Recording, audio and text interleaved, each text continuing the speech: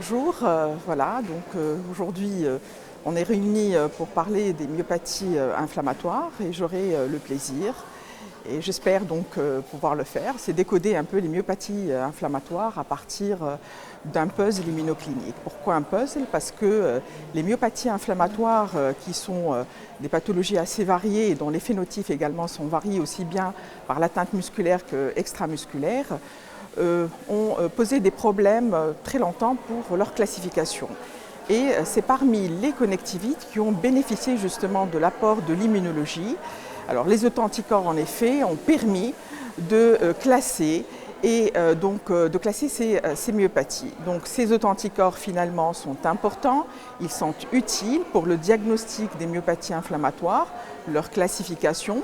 Ils ont également un intérêt prédictif puisqu'ils permettent donc d'évaluer le pronostic. Ce pronostic qui justement est assez réservé quand il y a une atteinte extramusculaire de type pneumopathie interstitielle diffuse ou quand il y a un surrisque de cancer.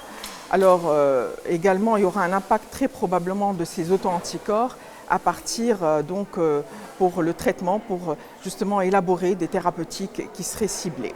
Alors, il n'y a pas que les autoanticorps, ils sont intimement intriqués avec la clinique et c'est pour ça qu'on parle d'un puzzle immunoclinique.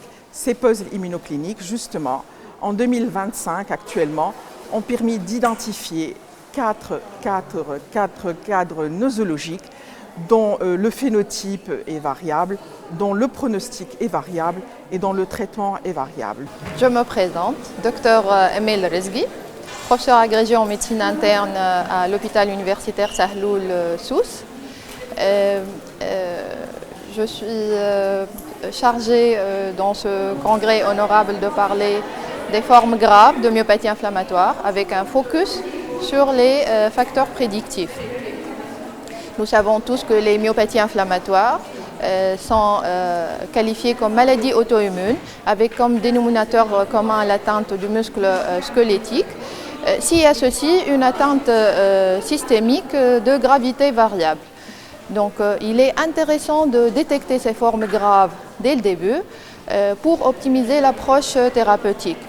Selon les dernières recommandations internationales pour le dépistage du cancer au cours des myopathies inflammatoires, le premier volet consiste à préciser le statut des autoanticorps détectés. Le deuxième volet est de stratifier le risque de cancer associé à la myopathie inflammatoire selon le sous-type de myopathie inflammatoire idiopathique, la présentation clinique et les autoanticorps détectés.